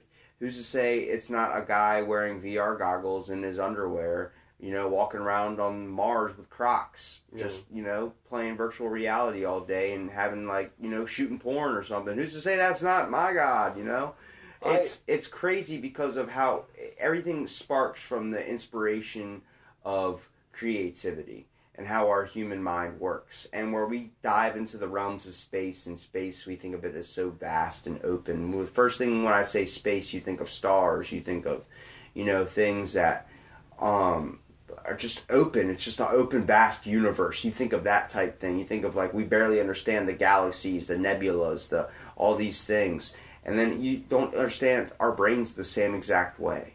You can look at a picture of space and and think, when someone says your brain, think of that as being your inside of your brain. Your brain's we've seen Jimmy Neutron where it's think, that type, and you go into his brain, see all the synapses and all that. But it's that pink little fluctuation type electrical thing, all those synapses and stuff, kind of looks like space pictures, like the universe in a way, where it's all these different colors and lights and flashing things and signals. That's what it is. It's all different forms of energy is what I see it as, man. Because in your head, when you think like that and the synapses flash, it's energy being passed through your head, through your body, and making that response. And then when you look out into the sky and then see all those millions of stars, all that is just a different form of energy so far away, and it's so much bigger and so much brighter, and it's burning, and it could have burned out 35 million years before it even gets to you. It could not exist right now. It's just like an Interstellar where that one person... But because of that energy is so strong and it's so far away that it traveled those 36 million light years to come to your eyeballs so that you could see it. That's the type of crazy amount of energy that it sent to you. Do you remember in Interstellar when they went to that planet where it was 1 hour was 7 years? Mm-hmm. Yeah. And they thought that was the life to be sustainable on, and then they find the woman's pod was crashed and everything, and she didn't survive, and then the thing was transmitting still. And it might have just happened when they got there, 30-something years later. It just happened technically 2 hours before. Yeah. And to them it was 30 years, and they thought the planet was habitable, and they get there and it's not. That can happen. That stuff's real. Time is completely relative. I'm going to throw this out here, and you're going to be like, holy crap. Imagine if this Earth, this universe we're in, is inside of what we consider God's brain. No, I've thought about that before. I've always thought that, everything around me could be a complete figment of my imagination. Imagine in our brains, if there's a universe in our brain, in each one of us, each individuals have a galaxy or something, our system in our brains, and there's people like us. Who's to say I'm not talking to you with all of this, black skin or something like that of, a different variety, basically, in a way. Different, and you can... I have 3 heads. You can kind of say that. You can kind of say that everybody's perception is a different universe of its own, because you're diving down into an area where, my perception of you is different from your perception of yourself, and my perception of myself is different from your perception of me. It's much like when we talk, the voice that we hear is deeper to ourselves and to other people because of our bones. Sure. Yeah. I mean, I've never thought about the voice being deeper thing, but that's a fact, by the way. Really? Yes. I didn't know that. Our voice is actually affected in our own ears differently because the way we hear it it's vibrating through our bones. So we I hear guess our voice deeper. That's why if you ever hear a recording of yourself, you sound a little tiny bit, like a decimal higher. That's because that's how it is. That's crazy. I've never. Yeah, our bones affect. And see, that's another beautiful form of perception where my perception of how I sound is different in my little universe. That's why a lot of people are like, I hate my voice. It's like you're hearing it at a different level. Yeah, you're not hearing what everybody else hears. Yes. So, like I don't like my voice. It's hard. That's why I don't edit my podcast a whole lot anymore, because it's hard to listen to myself talk. For so long. Because it's like, what the hell was I on when I'm doing these podcasts? But I'm like, that's what makes it so awesome, is because every conversation I have, we usually dive into somewhat similar things, but it can go anywhere. Like, it's always different, kind of. It's always a whole new fun experience. Yeah, and that's awesome in itself. Even if, say, like, the space may never change, maybe you do it in different areas at different times, but even if the space doesn't change, it's a different topic, it's different questions. The personalities are always different, people talking different responses, and no matter where you go or who you interview, you'll never have two of the same. Plus, your thoughts are always different on that day that you record it. You're always going to have different things. Like, what if I talk about this today? It's why I wish I could do one every day. Sometimes I just try and film it, like, a bunch in one day, so I can have it lined up for when I work or when I go to school or when I can't film in the podcast time. But I wish I could just do days where I could just have like one podcast a day where I could just sit and talk for 3 to 4 hours and just shoot the shit. Right. It's fun. It's crazy to see like certain topics where you're like, this is like, I know a little bit about it, but you're not into the conversation. You're listening, but you're just not giving me anything. And then suddenly, like, I bring up something, and next thing you know, dude, I know so much about this. Yes, I was like, and see that spark light up in your eyes is like watching a freaking sun explode in the universe. Yes. Brings back to my theory of we're all a creature of another world or God's brain.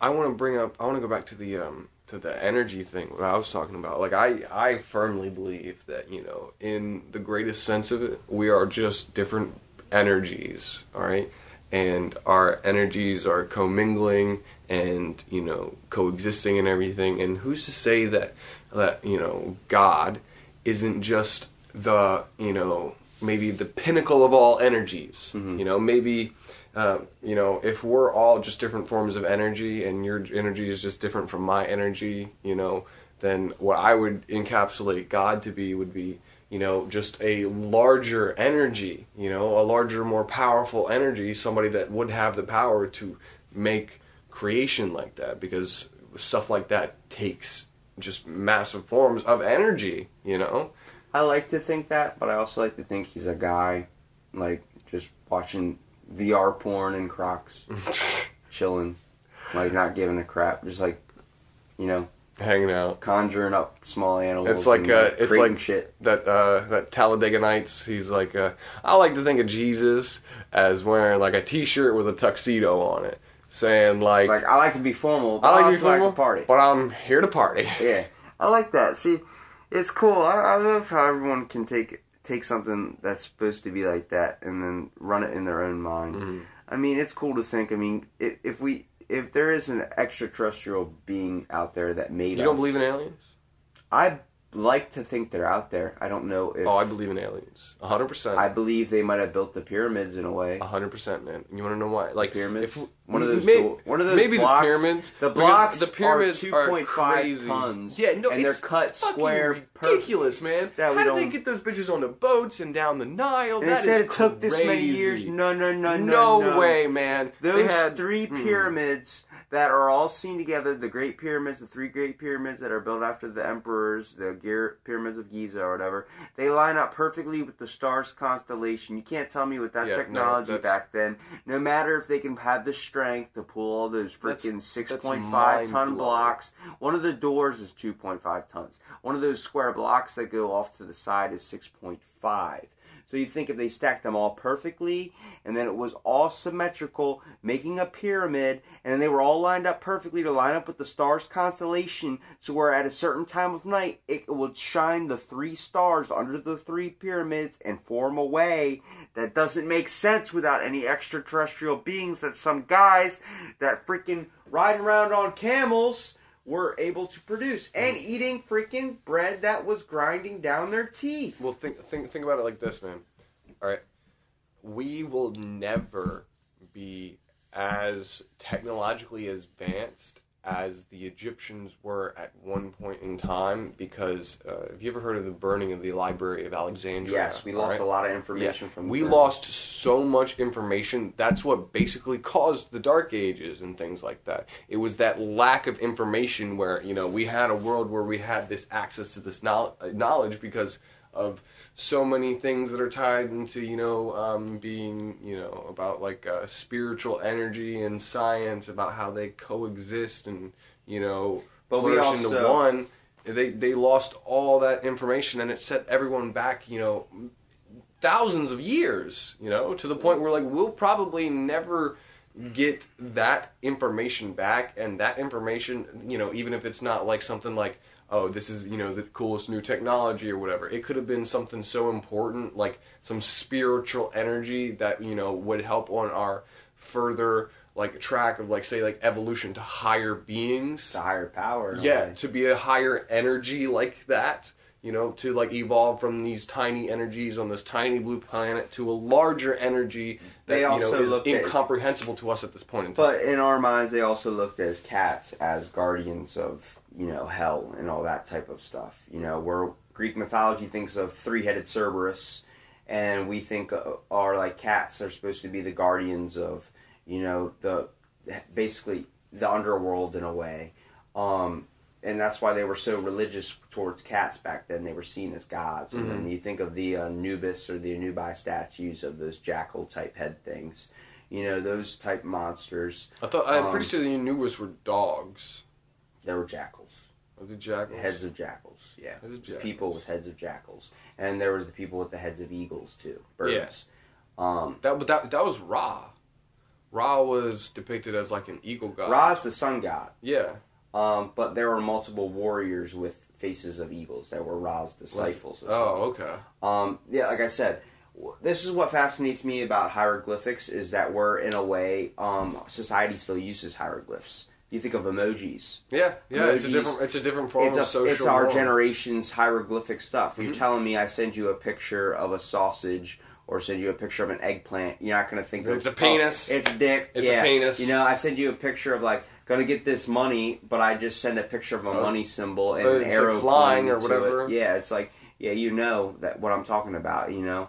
And it's like, we use those. It's like, we're the same thing where we look at the hieroglyphs, like, what were they trying to say?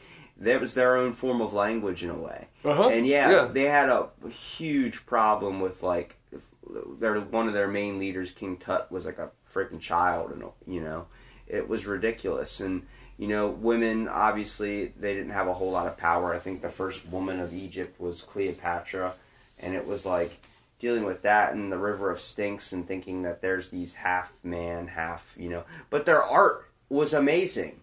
There's stuff we're trying to reconstruct. And it makes me think that going on to the alien aspect is that they had some other workings or inner enlightenment in a way that we have not seen or have not come close to. That we at one time had that access to, but it was lost to us, and we'll never have that chance again. I feel like if there are aliens out there, they're just watching us like, I fully 100% believe that there are aliens out there. I'm not because going down there. We live in such like an infinite universe, man. I mean, it's so much less likely that we are alone than we are not. You know, it is. You know, it's just we're talking about a matter of probability here, and just that. You know, it's more probable that we aren't alone because of how expansive our universe is. There was a hidden space program. It was like SpaceX or something where we had. You know, that was like it was funded by Reagan because Reagan was one of the presidents that was fascinated by space travel, like aliens, technology, and stuff. And he's the one that was quoted saying, like, "I'm not saying that there's aliens out there, but I'm saying we shouldn't be closed off to being contacted with extraterrestrials. It's a reason why he sent a space capsule up there with a bunch of like, it's called the Golden Record. It had a bunch of music on it from Beethoven to Johnny B. Good to all these different things. Launched into space on a vinyl record in case aliens would ever come in contact. Would they see that as beneficial? In a way, would those aliens that see that record be like, oh shit, it's Johnny B. Good, like, you know, they're tapping their foot and stuff, or would they see it as an act of war? Well, what would they interpret? There was other information encoded on that. Like, there was, like, human anatomy, you know, Leonardo da Vinci's, you know, Anatomy of a Man sketch with his arms out and everything. Man, yeah. Yeah, the Vitruvian. I'm fascinated with the Renaissance period and things of ancient history, so you're diving into my world. Yeah, that's awesome. I love history, too. But that was on it. It was like basic math sequences, like. I'm sorry, the way you said that was like, I love history too. Fuck history. Space is awesome. Well, I'm talking about space now, so we can go over history later. It's good. But it was like the Fibonacci sequence, you know, different mathematical equations that we had figured out. I'm a big fan of that because I used to be a big fan of Carl Sagan, and he did a lot of work on that. He basically like helped encode like They basically tried to pick the best forms of human knowledge to present to an extraterrestrial to best encapsulate what it is to be a human and what we've learned. Now, are you a fan of the show Futurama? Yeah, I've seen my one aspect that got me deeper into the Renaissance period and things of that was dealing with Futurama.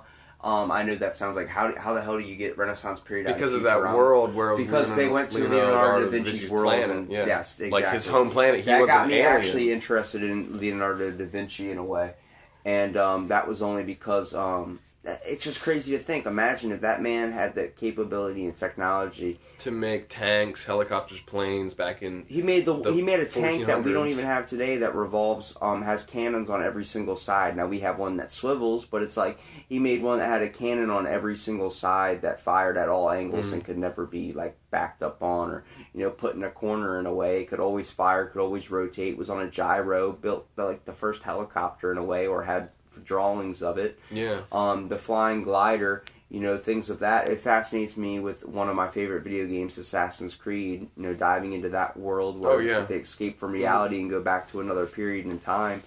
That fascination, man, it gets down to the basis that I kind of want to end on a little bit is like, I want technology and advances to be put towards benefit and understanding more. I believe that, if you've seen the movie, what is that movie, the Egyptian movie that came out not too long ago? Gods and Kings? No, Gods of Egypt or something. Gods of Egypt, is that what it is? Where it was about the one god that everybody was like freakishly tall and there was the small people. Clash of the Titans? No. It's Gods of Egypt, I'm pretty sure. It takes place in Egypt. Like the one dude that had the eye bandage over his eye because he got his eye stolen from him or something. And wasn't there like... And it was like a talisman and the one dude was trying to collect all the pieces from the gods. Wasn't there like a big library where this one guy like collected all the information? Yes, that's the guy I'm talking about who knew every single secret. And he was literally too smart to answer the simplest riddle. And he failed and the thing tried to kill him. Yeah, but it didn't kill him, and he got to try again because they figured out the answer, didn't they? Yeah. I haven't seen parts of that movie. Because he could morph himself into multiple people and sat there reading all this technology and doing all this stuff. I believe we need to go into a way where we can focus more on just researching more and understanding more before we go and dive into situations. It's much like an aspect you want to kind of take in life, which if anybody's listening to this podcast and they're like, it's the ramblings of madmen, something like that. If they're going to take anything from this podcast, they should understand that when you're looking at a situation that you can't overcome, it might be okay to take a step back, do your research, and think of another way to counter or attack this option or pathway, or choose your own role of what you want to do when it comes down to it, because that might give you the answer, that little break or time you need. We've all experienced either as children playing something we can't beat, like in a video game. I remember crying and freaking out because I couldn't beat a certain level. And then next thing I know, I take a nap or something, get back to it, and beat it in 2 minutes. Like, why was I stuck on that for hours? I literally bought Spyro, the Reignited trilogy. See, when you said that, I was thinking about Spyro too. I'm like, there was levels in that game when I was playing when I was a kid. My brain could not physically get me past. I was stuck on like level 5. I never beat it. I never could beat the game. I would get too mad and have to take a nap or something, and then just would stop playing and then get back to it and be like, why did I beat it? I beat that game when I bought it. 3 days it took me to beat all 3 of them, 100%, everything, every single collectible, every challenge, everything. And I'm like, I literally told my mom, I was like, was I a retarded kid? She goes, no, you're just young. You weren't, video games were a little bit too above your grade. And when you did get to the grade where you could focus on it, you weren't playing that child game anymore. Yeah. I'm like, but then why am I 21 now playing Spyro? And she gave, it's the best game ever. Because it's your childhood. It's your memories. It's what inflects onto your brain. It's the reaction stimuli. You know, when we smell, when we taste, when we do all this is linked to memory. Everything like that. You know, our sight. It's nostalgia. There's a calming effect about things like that, bringing back the past, bringing you back to a certain place, and I believe it's a good wraparound. The familiarity of it. Yeah, I believe that's a good wraparound about what, you know, life is really like. I believe we're living in one memory, and you know, who's to say, like, when it comes down to paranormal and ghosts, people think of that as a ridiculous notion. Maybe that's just our brain's way of processing a memory, where maybe that's, you know, certain things like that, you know. Maybe when people have, like, an extraordinary, like, extra thing in their brain or something that allows them to learn at a fast rate, being able to have a picture, photograph mind and all this stuff. It's like, when you focus down onto that aspect, why don't we do more research on the focusing of what the hidden meaning in all of life's mysteries that we still don't understand, and we chalk it up to either spiritual or paranormal or something? Why don't we dive deeper into that and find the actual root thing, so we don't have all these people separated at different sides choosing, oh, it's because of this, oh, it's because of this, oh, it's because of that, oh, it's because of this. Why don't we find the actual answer to the problems that we solve? We know 2 + 2 is 4. It's not 5. It's not 3. It's not 6. It's not 1. We know this for a fact. So why don't we come down to the conclusions of finding out life's mysteries? You know? I know I wrapped you here, but was like, that's pretty crazy. I believe if we took more time into focusing into that, as well as finding what the mystery in ourself in a way, where we need to find what our true passion is, what our true aspect in life, what we're here to be. Are we here to be alive and enjoy? It's always about branching into the unknown, is what it really is. You always got to, you know, and that's really what science is. It's, you know, taking what you're not comfortable with because it's unknown and you aren't familiar with it, and taking that leap forward. Yeah, taking that leap forward. You think Neil Armstrong, the first guy on the moon... Do you think he... I bet, is that Lance or Neil? Neil Armstrong. Lance was the bike rider that a lot of people don't like because he cheated. But yeah, I bet he was terrified when he took that first step on the moon. I bet he was terrified. I bet his thoughts were probably like, if I step on the moon, am I going to disintegrate? Am I going to die? But he took that journey. He took that journey, and then it comes into innovation and progression and technology and in the world and society, we are constantly taking those steps. Now let's keep excuse me. Let's keep taking those steps forward into discovering what we still don't know. Right. And that's what really needs to be put on the forefront there. But there are so many other things and issues in today's world that, we... Don't forget, obviously, what's in front of us, the obstacles, but find ways that we can overcome and unravel the mysteries of solving those in a way that's beneficial for everyone, not just one-sided. Building a wall might solve some people's issues and concerns but it also creates conflict with immigration and children not being able to get the stuff they need from their own place, wanting to come here for a better life. Yeah, walls are usually good for one side and usually worse for the other. I believe if we can work as a way to work as a team, work cooperatively, not competitively, is a great way to end this podcast. And, Tyler, I appreciate you taking the time out of work to come over and film this. We literally talked for going on with the other one 2 hours. I mean, I appreciate you inviting me over here to talk. it was cool to wrap like my insane brain with another brain of with the sparks of insanity. I don't want to call you mentally ill, but I'm it felt crazy. Like I'm just hit a just crazy level. I'm There's just going to be some crazy. people like, you don't know mental illness. Y'all have mental illness. Thank you for being on my podcast, and hopefully we'll have you on again soon. Hope it was as enjoyable for you as it was for me. For sure, dude. Yep. Thanks again. And everyone stay tuned for the next episode of Out of the Blank podcast.